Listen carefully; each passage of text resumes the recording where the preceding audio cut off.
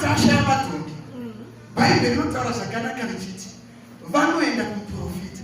Muprofita ndopaanogara naso but vanoti vakagara zvinonzi nemuprofita murume anonzi so dai pasina profeti angadai akanyura aipinda nesituation yakapindana naJoseph. But unotwa Bible chitaura richiti so anoti apedza kuprofitwa zveumambo naSamueri. Bhaibheri rinoti vakudzokera vakatukira mutekweni anoudzwa mashoko kunzi kana makudzokera vaudzei nyaya dzematongi. Baba mudiki aikona kuvaudza nyaya dzeumambo. Ende bamudiki vacho netongo wamwari wemweya ndo vakasvika kuona zvikati mafamba zvakanaka here kwamaenda. Thank God kuti so anga aprofitwa. Kune vamwe vanhu vakuudza nyaya dzematongi kwete dzeumambo.